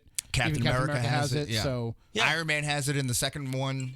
Yeah, and honestly, when like Black Widow's a character we've appreciated, but never really looked at her and said, "Oh, she's awesome, she's the best." Like she's not, and she's the only female Avenger for a while, Right. But I felt she was totally expendable through the whole series. she always seemed expendable. This was her best though. When she takes up the head of S.H.I.E.L.D. and is kind of leading things, and she's the one that kind of keeps the group together in that 5-year stretch there. And she was honestly, like you said, it was her best job, period. And when they went to Vormir, I was like, how has nobody said to them, this is what happens? How is Nebula not telling them that that's how it goes down? But then I was like, oh my God, Gamora didn't find out till she was about to die. Right. Nobody knows. And who did you? Nebula did kind of know though, but she wasn't 100% sure. She's the one. Where's Nebula? Well, or where's Gamora? Where's Gamora? Like she kind of knew. She kind of knew. You're right. Okay, so I was initially right. So let me ask you this though: who did you think was going to die in that scene? Was it going to be Hawkeye or was it going to be Black Widow? That I didn't really know. You didn't have a guess. Oh. No, and if I had to guess, like it had to be Black Widow. Just kind of looking back what I know now, because she has nothing. Right. And she even says that, I think, in that point, right? If you know anything about the hero's journey from literature, you know that it has to be her that goes. And Tripping on Legends, who could probably just call in and share some of his thoughts if he wanted. It's true. The number is on the screen, too. 508-996-0500. But the point that he's making is that Red Skull says you have to sacrifice who means, you have to sacrifice what means the most to you. And I would argue that there, at that point in time, what means the most to Hawkeye is the family that he had with the Avengers. So his own family was already gone, so the Avengers family is what meant the most to him. And who was the one talking about it being a family more than anything was Black Widow, and trying to keep everybody together there after the 5-year stretch. Right. So it kind of made sense that it was her. I like that. I like that a lot, actually. There's some nice rationalization there. Mm-hmm. Okay. What else you got, Wes? Some personally favorite moments, because I think we've waited a very long time to talk about Fat Thor in the frat house. Which was just fantastic. I love the beer gut, but and that's like the perfect former ripped guy who turned fat, just muscles and shoulders and then nothing else, Man, when I saw that, I was just like, wait a second. Right. But it makes perfect sense. You're going to just drink beer and eat cheese all the time? He's depressed. For 5 years? And I know that it wasn't the case, but I was really thinking in the back of my head, I would love more than anything if Hemsworth actually did a Christian Bale for that and just put on the weight. Yeah. That just would have been awesome. That's the one thing with actors, I don't understand how you can make that sacrifice. I get it. You want to commit to the role, but at the same time, it's like you're kind of jacked, and now you want to turn. You want to just take this. Was that prosthetics, or was he really fat? No, it was prosthetics. Prosthetics and CGI. Yeah, no, that wasn't really what he looks like now. But I mean, the whole was the Big Lebowski line. Who was that said that? Wasn't it Rocket? I thought. Was it Rocket or was it Tony Stark that said it? Oh, it might have been Tony Stark. I think it was. That sounds like a Tony thing. I think it was Tony Stark. I don't think Rocket knows who the Big Lebowski, the dude is. I don't know. I mean, if you're gonna be traveling around in space, that's a movie that you want to watch. Yeah, it's Rocket. A good one. I feel like every moment he was in this movie, he was on. Not enough for me though. I would have liked a little more Rocket. That's fair. A little more Rocket. Especially but he did have a nice heat check performance, I think. Generally speaking, I can never have enough Rocket. Right. You got great range of emotion from him in Infinity War, so I felt almost like they were shortchanging him a little bit. Right. And to make you feel for a CGI created little rabbit rocket, that's kind of cool. That tells you about it. Biggest surprise of the movie for you, in terms of character performance? Well, geez, I came away really impressed with Black Widow after I thought she mailed it in during Infinity War. I thought she had a real nice, redemptive performance. Scarlett Johansson, not Black Widow so much, acting-wise, right? Mm-hmm. Really liked Professor Hulk, really liked Ronan. I think this movie really just harkens back to the original Avengers. Scarlet Witch has a great, real short one-on-one thing with Thanos before she does her thing. Yeah, I don't even know who you are. You know, and that's kind of. And I love the idea of you freaking will, buddy. Right. I thought Nebula was great too. I thought Nebula was fantastic, and the idea of getting 2014 Thanos involved into it, and then kind of readjusting his goals was a nice kind of cheat around not having a second villain. Mm-hmm. Who didn't get it? Those are all great answers. Yeah. Really no wrong answers in this one. No. Yeah. I think everybody did a really good job. The one character who I have zero expectations for going into any of these movies is War Machine. Right. Don Cheadle's not a bad actor, but I just feel like he's always been a fish out of water. Doesn't really have anything. I feel like in this movie, this was by far his best movie in the Marvel Cinematic Universe. I thought he was kind of forgettable. For sure, but the bar was low. The bar was low, but he was funny when he was in there. And honestly, the pairing between him and Nebula too, when they see Quill, he's like, oh, so he's just an idiot. Yeah. I mean, that was that. That's a pairing. I was like, they better not spend more than 2 minutes on these two because I'm going to get bored out of my mind. And honestly, I was like, wow, this actually works well. I don't need too much of it, but it hit So, right. so they did a good job there. That was kind of I have to go back and rewatch it again. I saw it at 11 o'clock at night. You know, I was exhausted going into it. I had a drink going out of it, so I need to see it again. But I love Giant Man punching the ship in the face. I thought that was cool in the final fight scene. Valkyrie flying out on the Pegasus, and you get that very cool flying around. I'm surprised that wasn't one of your plot holes. No, why would that be a plot hole? Where the hell did Pegasus come from? I don't know. We never saw her die anyway. Or Pegasus? Well, Valkyrie. No, I'm not. No, well, Valkyrie didn't vanish. Valkyries naturally have Pegasus. Yeah, but didn't Pegasi? I thought Pegasi sounds great, actually. I thought we were led to believe that the Pegasi died in the Battle of Hela. Oh, the last of which, right? Yeah. Yeah. Oh, that's a good point. Yeah, we never saw. Let's add it on the list. Again, it's not one that I really care about because I saw her come in, and I saw her come in, and I was like, wait, where'd the Pegasus come from? Right. And then instantly I was like, I don't freaking care, man. This is so awesome. Yeah. Okay. Now talking about that, the final fight scene, I know Tim had a little bit of an issue with the fight scene. We were talking about this off air. I think you can bring up a valid point. It's a little bit of sensory overload because you can't focus on, you don't know who to focus your attention to. It's great, but it's one of those scenes that you have to watch like 5-10 times to get the full real feel. That was the one moment where I was definitely sure I was glad I picked 2D over 3D. Yeah. Because 3D I would not have been able to focus on the things that I need to focus on. I don't hate that I'm gonna want to go back and watch it again because it was so awesome the first time. Right. But I feel like I absolutely will appreciate it more. And there were certain moments that were better than others. But you've talked about in the past, Wes, you get each character. They're like for the most part, their powers are highlighted to some extent in the course of things. Mm-hmm. Some more so than others. But I think that moment where everybody comes back and shows up, I'm just like, oh, this is so damn awesome. And you got the, kind of capture the flag type of thing with the Infinity Gauntlet. Everyone's kind of getting their run at it, and I thought that was kind of cool. Gamora. Yes. And I'm jumping around a little bit here. Is the Gamora from 2014 alive and around in this universe? I guess that's what we have to believe, right? Well, he was, because at the end when they became the Asgardians of the Galaxy, mm-hmm. which, by the way, I'm all in on. Terrific, that. yeah. Oh, I mean, when they're talking about the fight, and Nebula says something like, "A knife fight would be great." Yeah. It's like, shut up, Nebula. You're so emo in the corner, Jesus. But like when you see him searching for Gamora. And he's searching, and the computer never comes up with anything. Mm-hmm. I don't know. Maybe that's a good point. I missed that then. Yeah. Yeah. So there's that. Too. Yeah. So there's that. I want to think she's around. Loki. Mm-hmm. Well, that'll be answered right. though. Not to jump on the Loki thing, but the Gamora thing will be answered. Yes. Because you're getting Guardians 3. Yeah. Right, hopefully that's a big part of Guardians. Well, and the Loki thing sets up the Disney Plus show, I think. Absolutely. Right? And I think the Loki thing kind of helps out with the time travel stuff, which we talked about. We haven't got a chance to really get into that. Yeah, because I'm not going to get into, everyone's talking about the time travel, for all the plot holes that I just mentioned that kind of hung me up on it. Like, if we're going to get hung up on the time travel thing, then why are we even reviewing the movie, right? Because you either accept it or you don't. I think the overarching point that I have on it is it just flew in the face of every other time travel movie that I built up at this point. Mm-hmm. It's kind of Banner's point. Right. No one knows. Right. His point was that, that's just stuff from movies, which led to some really great lines about Back to the Future. Right. But yeah.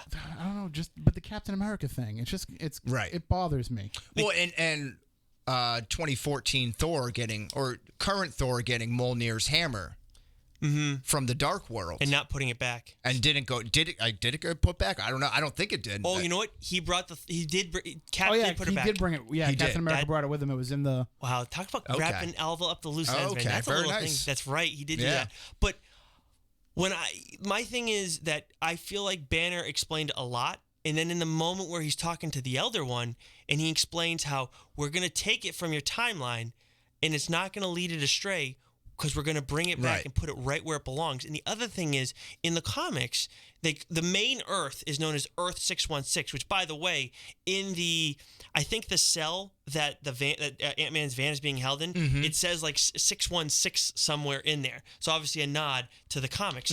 So what's happening is you go and take something from the past, which again, he said it's something to the effect of it's not really the past. Because your future is now the past. Yes, exactly.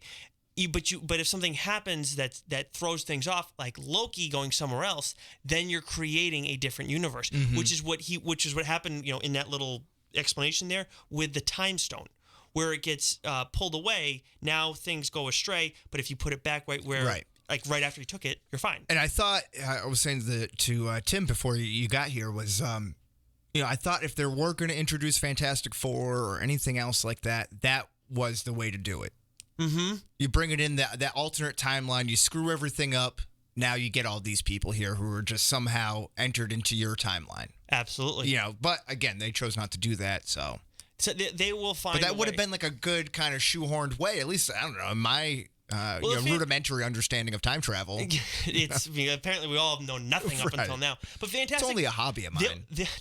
Fantastic Four will be easy to integrate. It's the X-Men that's going to be the bigger challenge in the course of all. Because there's been no mutants at all. Right. In the MCU. I mean, Scarlet Witch and Quicksilver are the closest things. They're never called Scarlet Witch or Quicksilver. Right. And they're not called mutants ever. So explaining how that all works, that's going to be. And their powers are derived from the Mind Stone. Oh, that's right. Yeah, you're absolutely right. But I mean, that's actually a really good point. I completely forgot about that. But I have a couple of things that I did want to hit on. But before we get into those last few things, I don't know if Feige will ever be able to top this. I know you said Infinity War was your top. Yeah, but the stakes have never been higher. It's going to take another decade-long build-up. Are you in for that? Yeah, of course. Okay, good. How did you feel about? So we have 3 major deaths. Well, I mean, if you want to count Thanos, so we'll count 4 major deaths. We'll just go straight binary on this one. Black Widow, good death, a fitting death or unfitting death? Oh, fitting, 100%. Yeah. And you needed someone from that original core to go. Yes. Early, yeah. That's a great point. Not the one I guess the one that probably made the most sense at the end, given Hawkeye's situation. I'm right there with you. I think we're going to be in lockstep on this one, honestly. Iron Man, fitting or unfitting? Fitting, but not what I wanted. Okay, what do you the know? Other way around. You wanted Cap to die. Yeah. Oh, interesting. I really appreciated what Pepper said to him. By the way, like it's okay, you can rest now. But aside from that, not really that heartfelt scene that you would expect in between like a relationship between a lifelong relationship. Like the Peter Parker Tony Stark goodbye was more heartfelt than that. That's a fair point. I'm sorry. And then she just kind of got in there and was like, "Okay, I'll see ya." Which furthers my whole theory about their relationship that I've had all along. Which was he wanted it, she didn't. Yeah.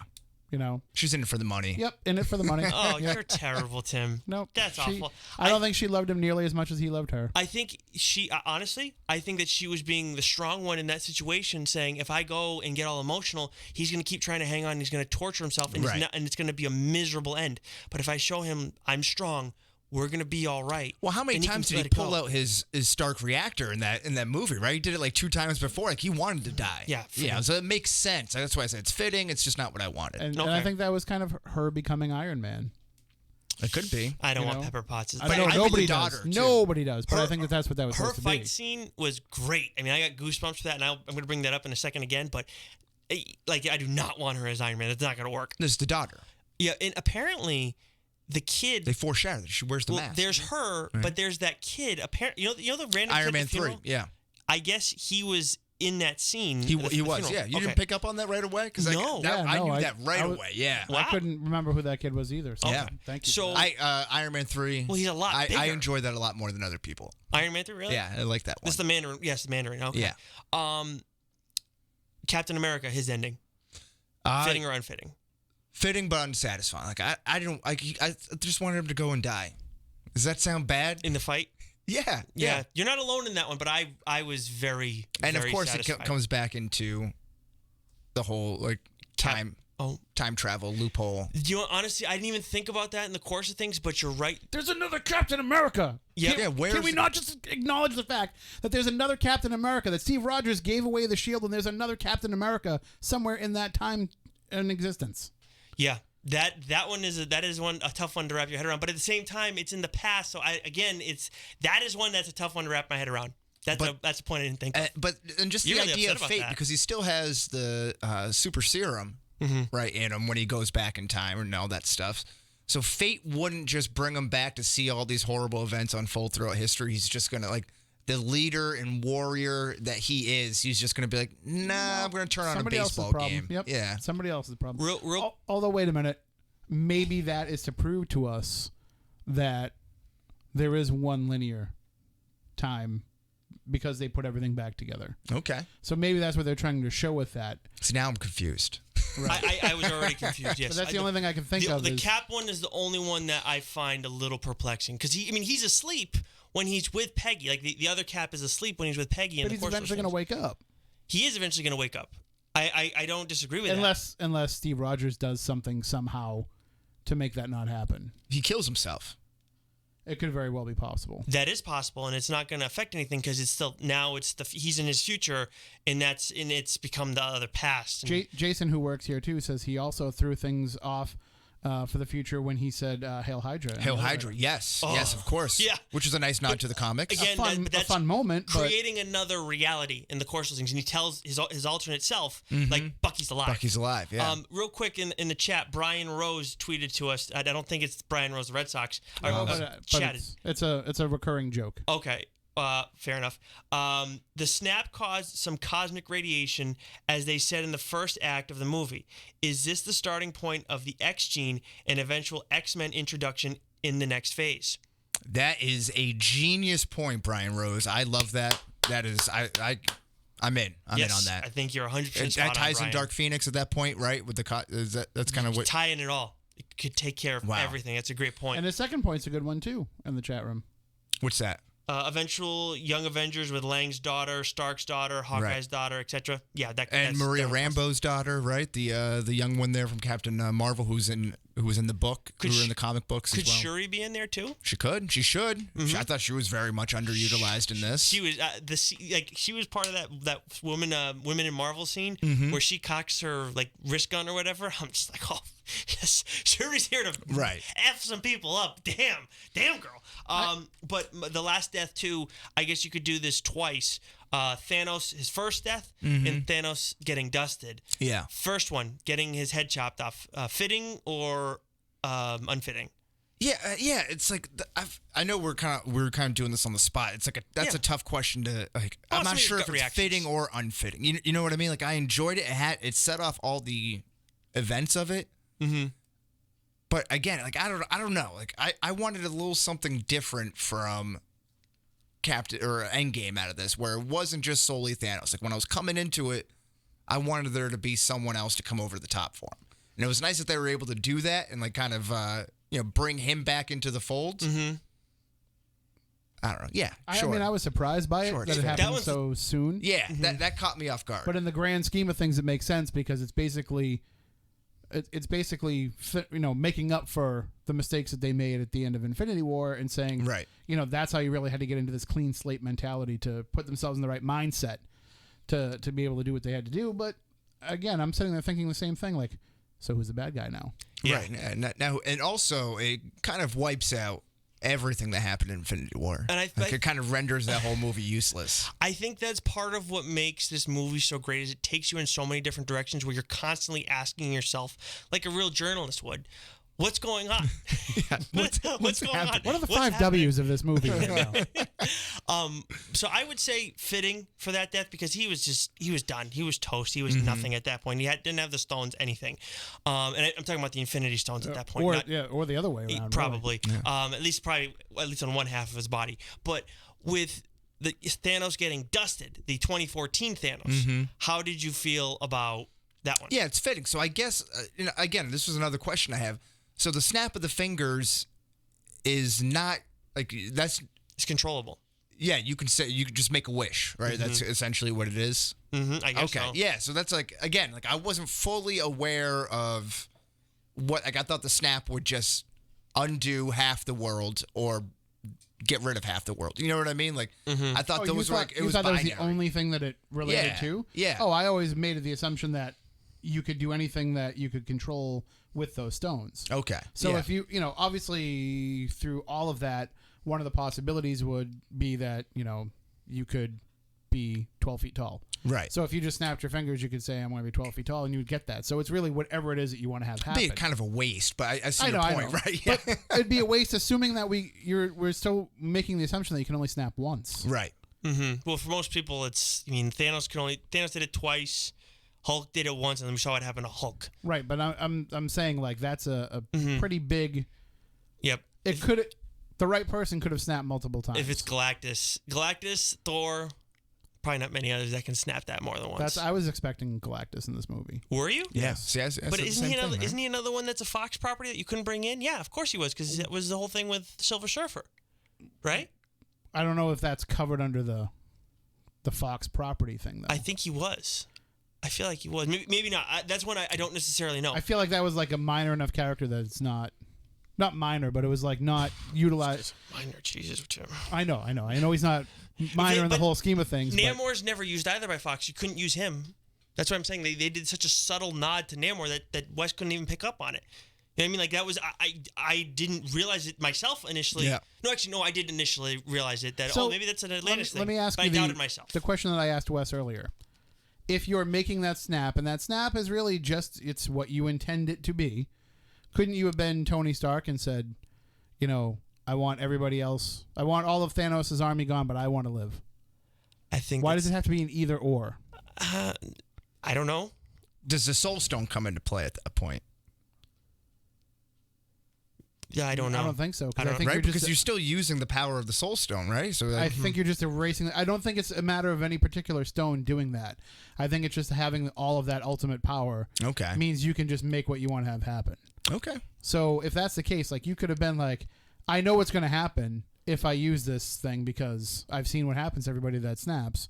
I would think to myself, I'm going to snap you away, and I want to be okay too. Yeah, I don't. And $1 million.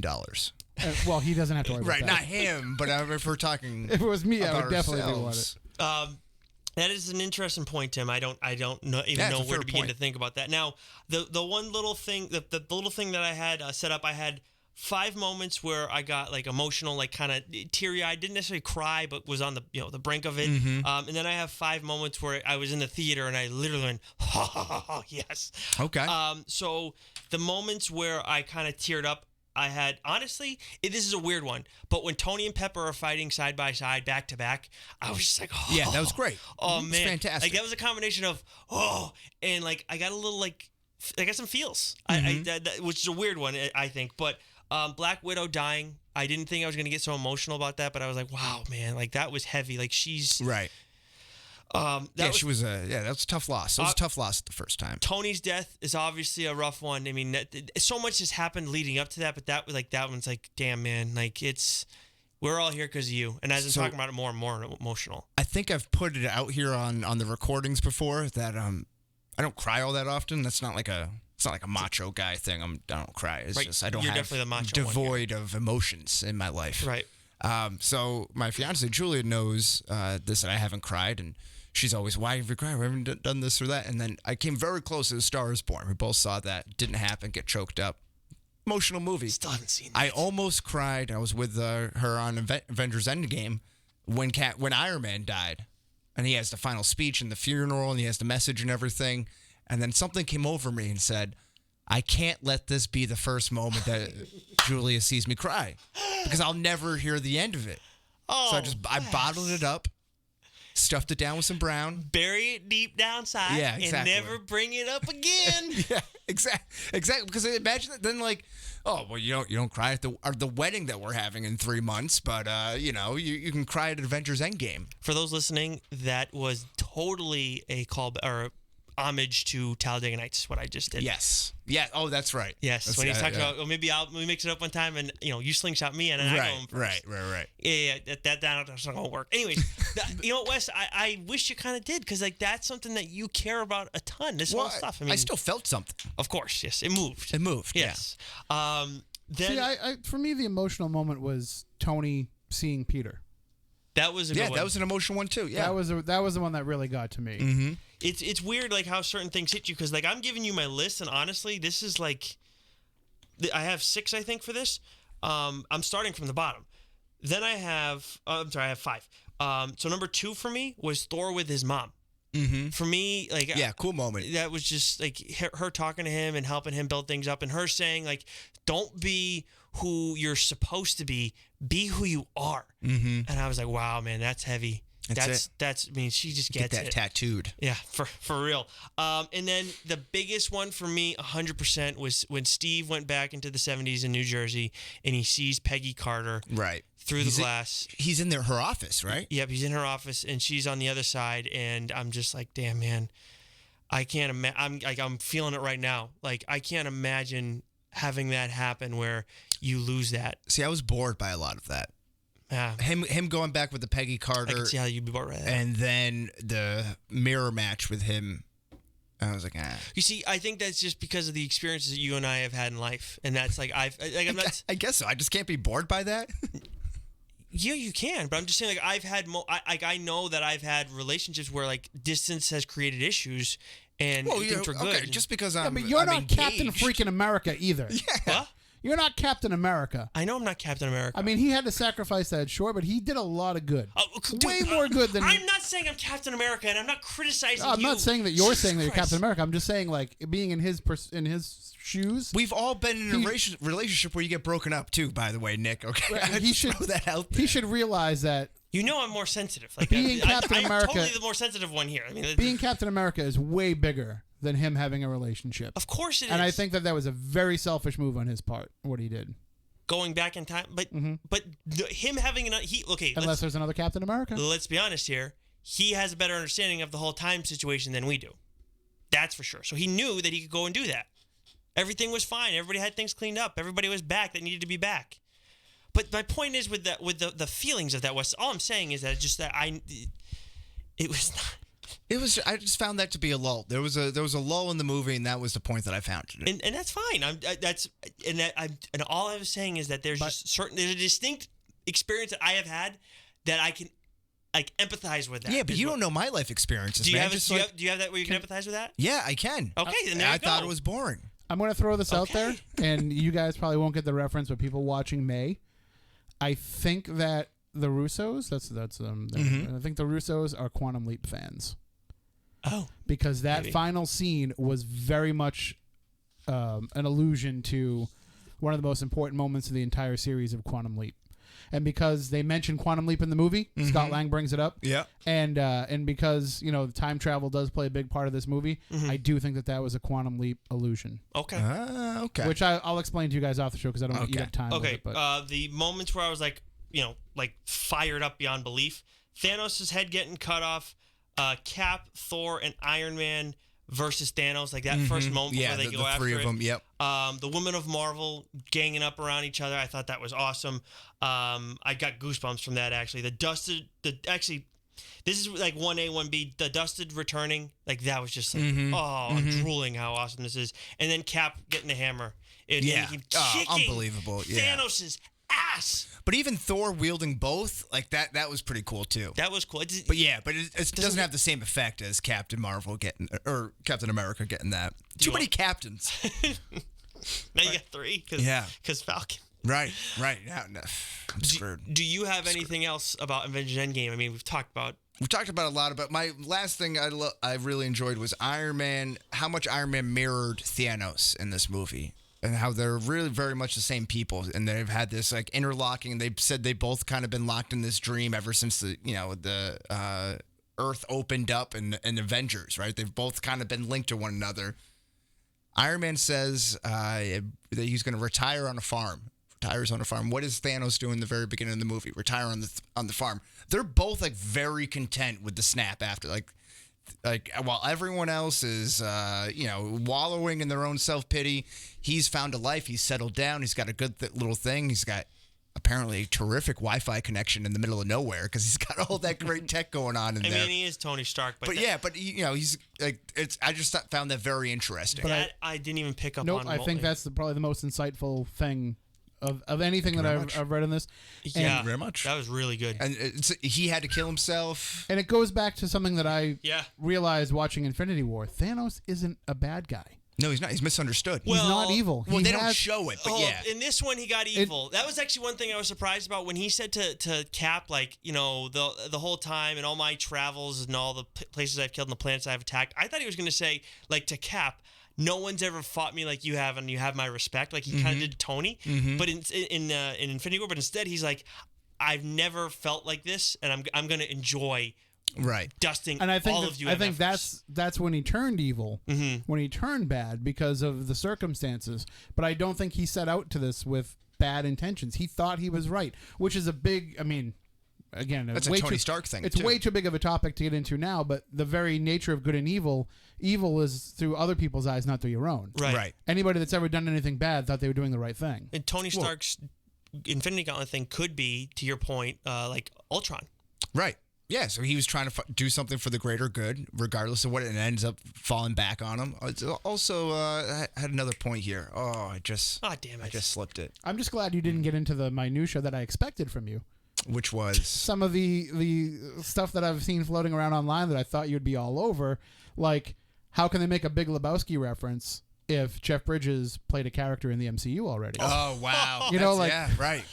I thought if anybody was going to get into that little stuff, it would be Wes. Oh, that's good. That's really good. I think was it Ocean's 12? They took care of all that stuff when they had Julia Roberts run into Julia Roberts, right? Yeah. Or something like that. We needed that kind of stuff in these movies. They're all part of the same universe. Did you think of what it was, that last point that you were Nah, it's gone. With?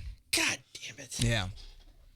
Oh well, I just thought it was it was him saying to Iron Man in Infinity War that he's like, yeah, I have respect for you. Like, I thought that was interesting. He goes out of his way, and he's like, I hope they remember you. And I don't know. I think they are two very similar people. They are. And, you know, what's funny is then you go and look at how he approaches Cap, when obviously Tony's fighting back too, and Thor, but where Cap is just unrelenting in his approach, where you've got Iron Man, who's got this crazy superpowered suit, who should be able to overpower Cap, let's be honest, and then you have Thor, who's obviously physically stronger than the physically strongest of the three, and then there's Cap, who has the willpower beyond measure.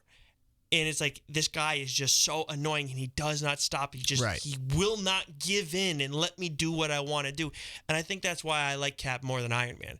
It's because as much as he's got his power and everything, that dude just is going to do what he believes is right. And what he usually stands for is right. Iron Man usually does too. He's not always, what he believes to be right isn't always right. But I mean, you pretty much just described Iron Man too. It's not. They're very much one and the same. In a lot of ways. They are very similar. Maybe but like, maybe two sides of the and same coin. You saw Tony Stark kind of evolve as a person through the series. But then in the last movie, like, you know, he's kind of turning back into the old Tony Stark for a bit, being like, no, I got a good thing here, and I don't want to put that at risk.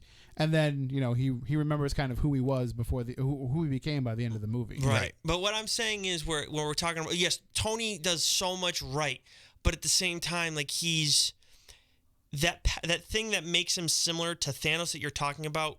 Cap does not have that. Right. That's kind of what I was trying to get at. But also, you see throughout the course of these 22 movies now that the dissecting character arcs of Iron Man and Captain America, and that kind of switches. You know, if you have Iron Man on the left side, Captain America on the right side, they kind of meet in the middle in Civil War. Yep. And go in opposite directions. So at the end of the movie, you have Captain America kind of doing like a selfish thing, like you said, which has been Tony Stark's MO, and Tony Stark sacrificing himself, which is Captain America's MO.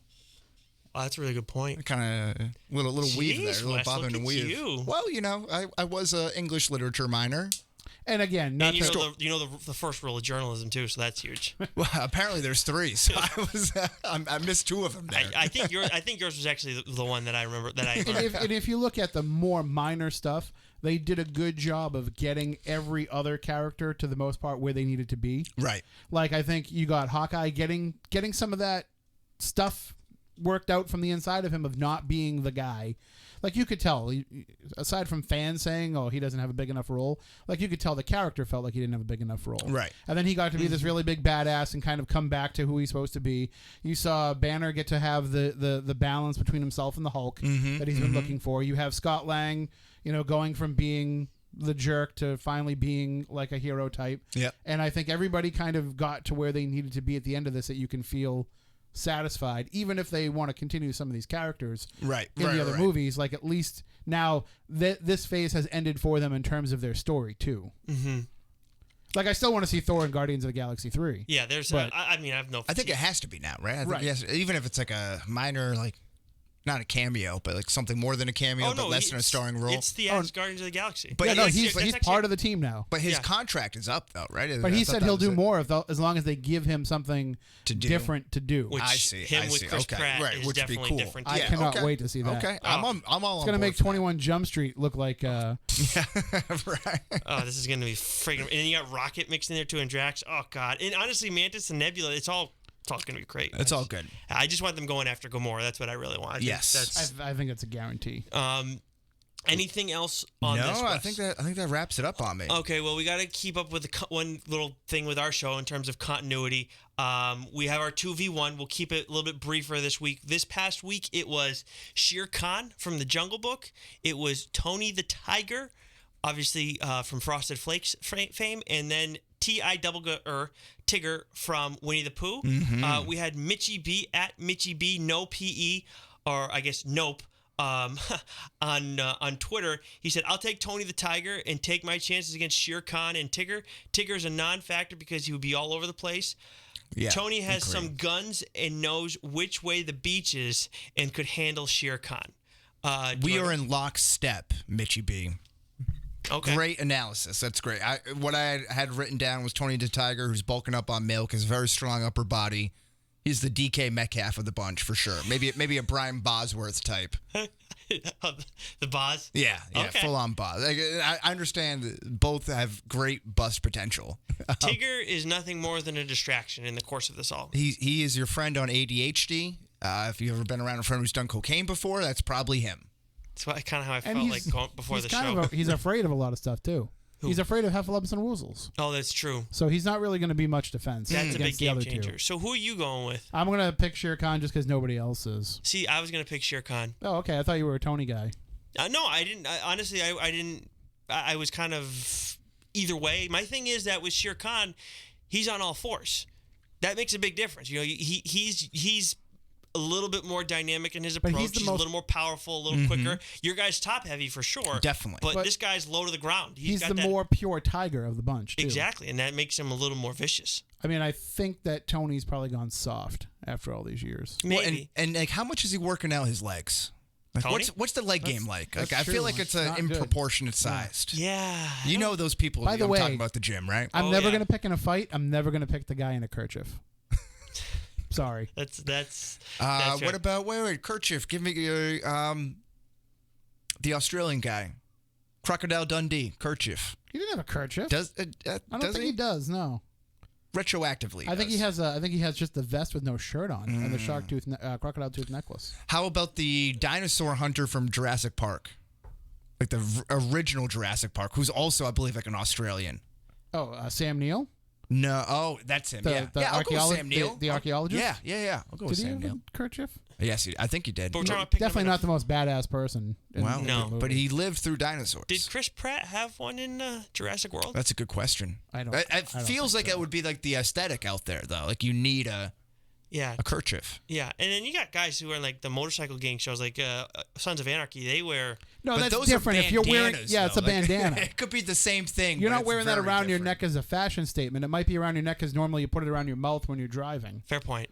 Okay. So no. Yes, I'm not an expert when it comes to those. And in like fairness. I could wear a bandana and it would be a kerchief no matter what. But like someone in a biker gang wears that exact same one and that's suddenly a bandana. Like, you know what I mean? yeah. When I shaved my head, I would put a kerchief on as a bandana. I'd put a bandana on as a bandana, like tied over my head. You did? Yeah. Well, when I was cooking, because otherwise the sweat gets in your face. Right. You know what we need to do is get you dressed up like Thor for next episode. I already am. Look at me. Yeah, you got to go on. I love this. I love the fact that I can go up to the ladies now and be like, if you're looking for a guy that looks like Thor, I'm your guy. He got his Halloween Fat with a big costume all beard. picked out. Yeah. Oh, we're gonna see a lot of fat Thors this A year. lot of those. Okay. For sure. I think that's it, right? I think we got a good thing going here.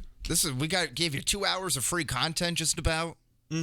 Is there you can find us on Geeks Worldwide. Yes. iTunes, Stitcher, Spotify. Anywhere where you can consume your podcasts. If you leave a rating and a review, we would appreciate it immensely. Yeah, we'll give you an internet high five. It helps the show out big time. We do appreciate it. Yeah, or you could hit us up on Geeks Worldwide to find all of our archive content there, whether it be their iTunes or their SoundCloud or their overall website. And the same could be said for WBSM as well. Mm-hmm. I'd like to say that you are all dead to me because we received 0 calls. So we will never do this again. It's the first time. I expected this to happen. No, we will do 0 calls. Great chat room interaction, though. So we should just remind people that every Monday night when we're live, they can join in the chat room. Absolutely. On YouTube. But we are cutting out the phones. Full heel. I am burning the telephone wires after this. Never want to hear from me again. Have a good weekend. I love you.